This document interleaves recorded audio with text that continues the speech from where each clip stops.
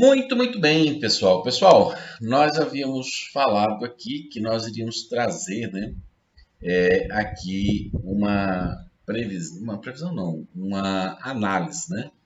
Isso aqui, pessoal, ó, é a TSM prevista para os meses, né, de junho, julho e agosto, né? Tá aqui, ó.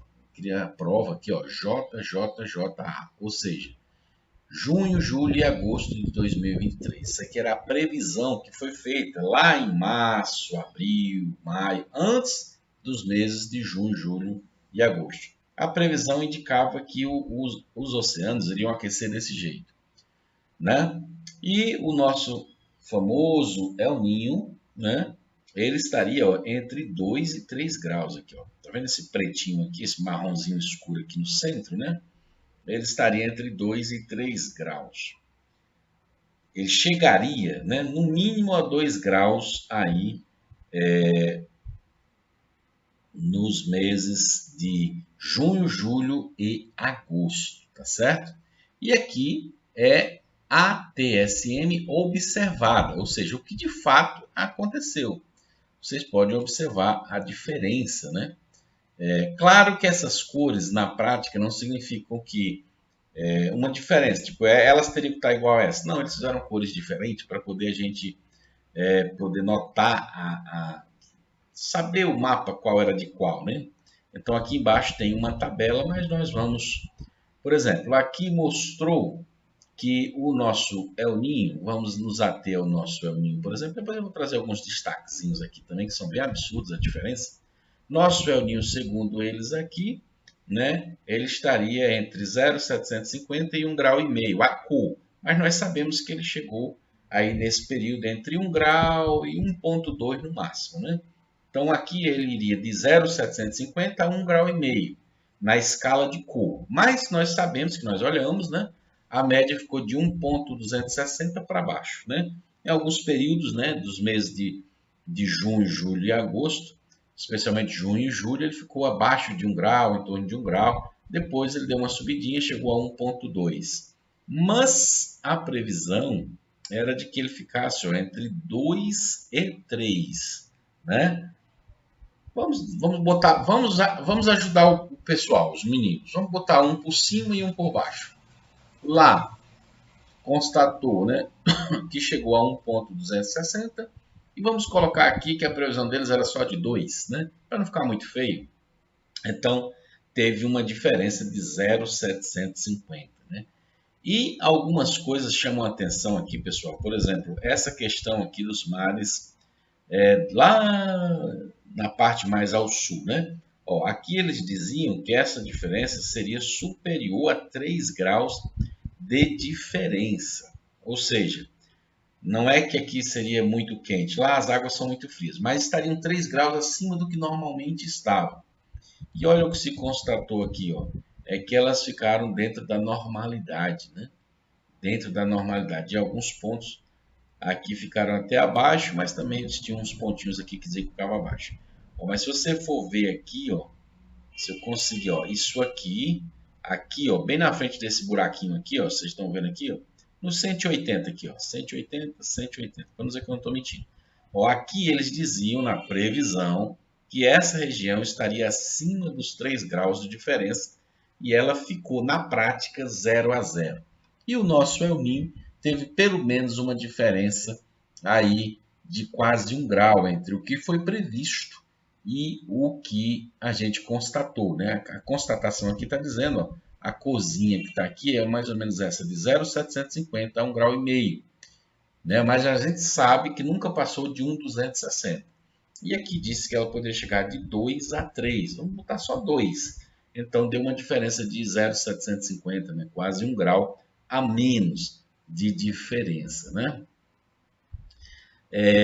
Deixa eu ver mais alguma coisa que a gente pode chamar a atenção. Aqui também tem um erro bem interessante aqui no Atlântico, né? Aqui eles diziam que estaria em torno de meio grau a 1 grau, quando aqui está dizendo que na média, né, do período foi constatado 0 a 0. Lá em cima aqui também está dizendo meio grau E de fato aqui ele foi até um pouco mais, né? Olha, eles erraram. Engraçado que eles erram nos lugares e eles erram em outros, né? Por exemplo, aqui no caso do Atlântico Norte, eles previram aí 1 grau no máximo, né? E aqui no Atlântico Norte a gente pode observar que pode chegar até 2 graus, né? Em alguns pontos, né? Então, assim, muitos erros na previsão. Não é fácil realmente fazer previsão dos oceanos, porque muda bastante mesmo. É difícil, mas o fato é que, se os modelos erraram nos meses de junho, julho e agosto, o que garante que eles vão acertar setembro, outubro, novembro e dezembro, né? E já tem modelo dizendo que outubro, novembro e dezembro faz é cair, e outros achando que vão subir, né? Mas o fato é que eles erraram aí nessa previsão. Nunca passou de 1,260 e eles, pela previsão do modelo, deveria chegar de 2 a 3 graus, que seria o famoso super El Niño. E o super El Niño virou um nanico El Niño, né? A pergunta que a gente faz é o seguinte: por que essa vontade, né? Por que por que todo mundo se uniu para falar de um super El Niño, né? Eu vou ser modesto com vocês, eu não sei o motivo de todo mundo ter se unido para falar de um super El Niño. Eu sei que para a mídia vai vender muito mais mídia, né?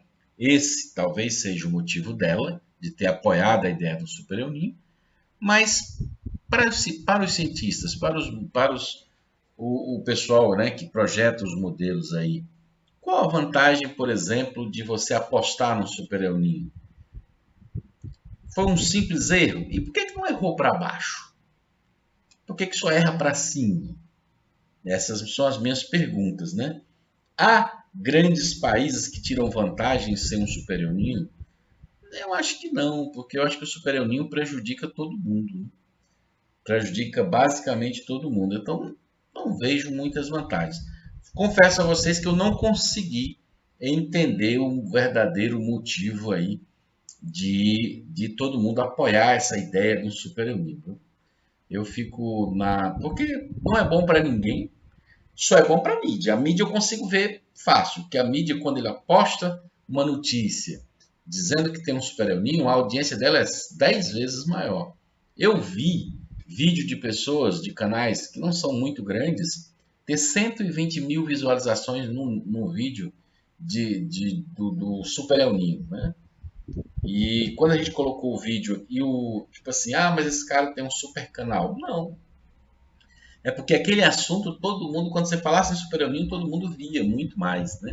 Eu vi outros canais conhecidos de muita gente ter 70 mil, 90 mil visualizações, quando a média de visualizações do canal dele é 7, 10, 8, tal, 6, 5, e teve 70, 80, 90 mil. Então essas pessoas tiraram muita vantagem em falar desse Super El Niño, né? Tiraram muita vantagem, conseguiram muitos inscritos, muito faturamento, o canal cresce, né? E aí fica grande, aí continua tendo mais relevância diante do YouTube. Então, assim, meio que as pessoas se venderam, né? Por essa ideia, né? Então, assim, falar a verdade não dá lucro, pessoal. Falar a verdade não dá lucro. Não dá lucro. Por quê? Porque o pessoal não quer saber da verdade. O pessoal quer saber daquilo que a maioria está dizendo. Então, quando a gente falou aqui no início, olha, não teremos um super El Niño provavelmente, né? Mas nós falávamos o quê? Que esse super El Niño, ele não teria efeitos iguais aos outros super El Niños. O efeito dele seria mitigado, seria diminuído, né? Por outras condições. Ninguém falava disso.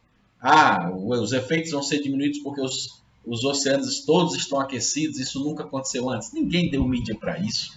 Todo mundo só falava do super El Niño e das catástrofes que iriam acontecer.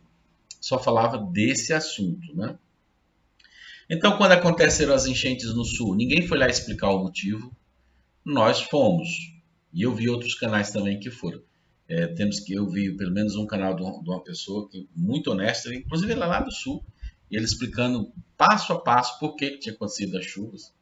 Na verdade, ele também no final disse que o Super El Niño teve um efeito lá também.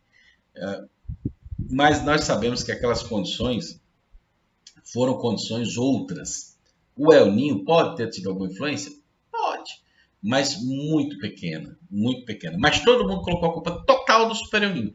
E falar contra isso não dá ibope, não dá inscrito, não dá lucro, não dá super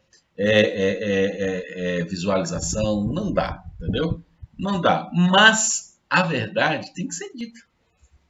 A verdade tem que ser dita, né? E a verdade é essa. Quem está trazendo um vídeo desse aqui para vocês? Tem alguém trazendo um vídeo hoje? Vocês lembram aí? Quem é que está falando dos canais que vocês assistem que falam sobre clima, que está trazendo um vídeo mostrando o que foi previsto para junho, julho e agosto e o que de fato aconteceu? Tem alguém? Não tem nem vai ter. Por quê? Porque isso vai depor contra ele. Eles todos disseram que tem um Super El Niño. Como é que eles vão trazer um vídeo mostrando que eles erraram? Não vai, né? Vamos ver como é que está o El Niño agora. Eu esqueci de dizer a vocês que no final do vídeo nós iríamos ver como é que está o El Niño agora. Olha, pessoal, o El Niño como é que está hoje. Olha aqui o 1 mais 2. Pessoal, está acontecendo uma coisa aqui super interessante, né? Eu que entendo de gráfico, eu já trabalhei com gráficos. Quando um gráfico ele bate em cima, bate embaixo e bate em cima, as duas pontas aqui estão batendo no mesmo lugar e os dois fundos estão. A gente chama isso aqui de fundo e isso aqui de topo, né? Quando os dois topos estão no mesmo lugar, né? E quando os fundos estão no mesmo lugar, a gente mostra que isso aqui está estabilizado, né? É uma lateralidade, ou seja, ele está andando de lado. Ele não está é uma tendência não de alta nem de baixa, é uma tendência de estabilização.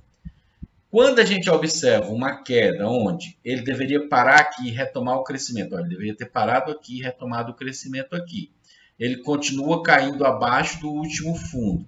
E o seu próximo topo não sobe até o topo anterior, a gente diz que estamos numa tendência de queda.